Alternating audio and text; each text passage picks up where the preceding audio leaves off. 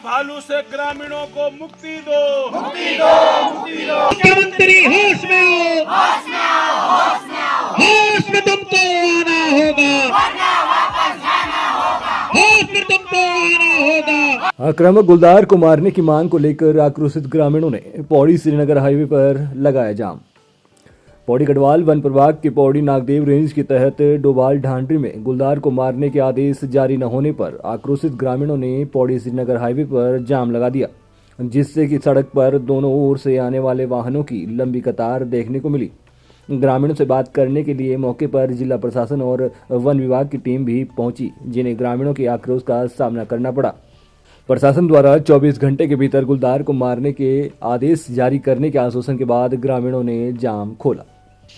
यहाँ पे जनता का डिमांड ये था कि हम लेपर्ड को शूट कर दें जो अटैक किया है यहाँ पे महिला पे। तो उसके रिगार्डिंग हमने ये समझाया है इनको कि लेपर्ड को अटैक करने से पहले वैसे भी उसे कैप्चर और ट्रैंक्विलाइज करने की ज़रूरत होती है, जिसकी प्रोसेस और परमिशन ऑलरेडी चल रही है।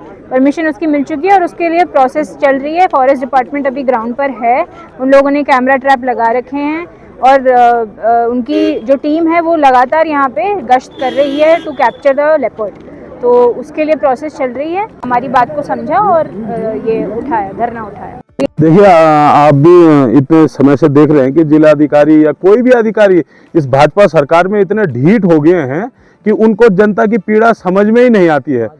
ठीक है, पिछले 5 दिनों से हम लोग यहाँ पे महिलाएं, सारी हमारे क्षेत्र की महिलाएं बैठी हुई हैं और वो एक महिला अधिकारी होने के बावजूद भी अभी तक उनका एक फोन या वो स्वयं यहाँ पे आने को मतलब उचित नहीं समझ रही हैं। उस महिला का, जिस महिला पे गुलदार ने अटैक किया, उनके घर पे जाने की हिम्मत इन लोगों की नहीं है। डीएफओ गायब है। आप देखिए, अधिकारी पहले तो है ही नहीं जिले में, और जो प्रदेश के जो हमारे स्वास्थ्य मंत्री हैं, उनकी विधानसभा में जब गुलदार ने महिला को अटैक किया तो वहाँ पे सारा महकमा उस जगह पे बैठा हुआ है। वहाँ बिल्कुल गार्ड की तरह ये लोग सुरक्षा दे रहे हैं। क्या यहाँ के लोगों की, ये इनकी जान की कोई कीमत नहीं है?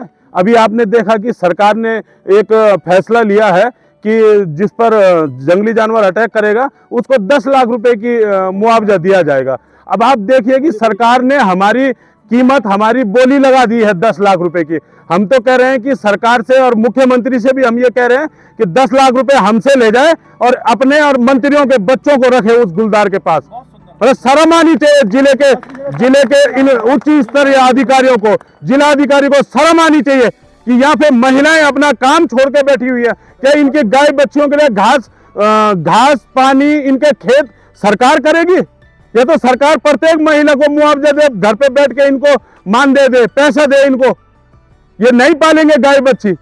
सिर्फ सरकार ये चाह रही है कि किस तरीके से पहाड़ के लोग इन खूबसूरत पहाड़ों को छोड़ के धीरे धीरे प्लेन्स में चले जाएं और वो अंबानी अडानी को हमारी जो ये पैतृक भूमि है उनको सौंप दे। सिर्फ एक छत्र राज होने के लिए इसी तरीके से सरकार हम लोगों को यहाँ से बाहर करना चाहती है और दिल्ली से, बंबई से ये जो बड़े बड़े इनके उद्योगपति हैं उनको यहाँ बसाना चाहती है।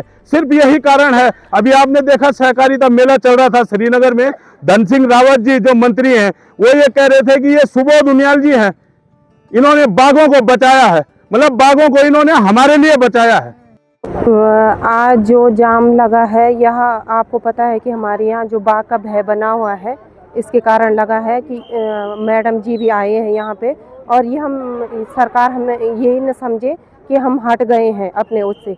अभी इन्होंने हमें आश्वासन दिया है कि बाघ को शूट करने का आदेश देंगे, पर अगर ये सरकार हमारा यह मान नहीं रखेंगे तो हम जिला अधिकारी के आगे धरना प्रदर्शन करेंगे।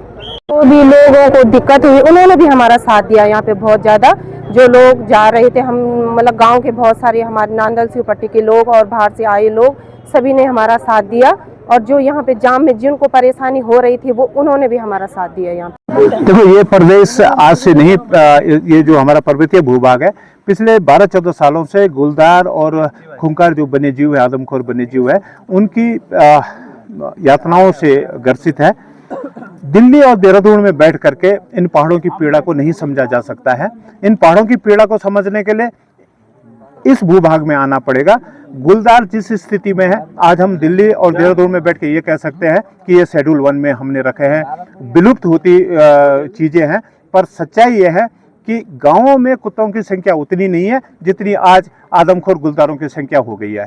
तो हमारा तो सरकार से यही निवेदन है कि अभी इसको ना हम राजनीतिक मुद्दा के रूप में इसे प्रेरित कर रहे हैं, जैसे कि हमारे तमाम लोग कह भी रहे हैं कि न ये भाजपा का मुद्दा है, न ये कांग्रेस का मुद्दा है, न किसी एक गांव का मुद्दा है। ये पूरे सामूहिक उत्तराखंड के पर्वतीय भूभाग का मुद्दा है कि गुलदार जिस ढंग से मानव जीवन को हानि पहुंचा रहा है। हमारा सरकार से, प्रशासन से ये उम्मीद है, ये मांग है कि आप गुलदारों से मानव जीवन को सुरक्षित करने के लिए उपाय कीजिए और जो शेड्यूल 1 में गुलदारों को रखा गया है, शेड्यूल 1 से गुलदार को हटा करके उस श्रेणी में लाइए जहां पर कि मानव अपनी सुरक्षा कर सके।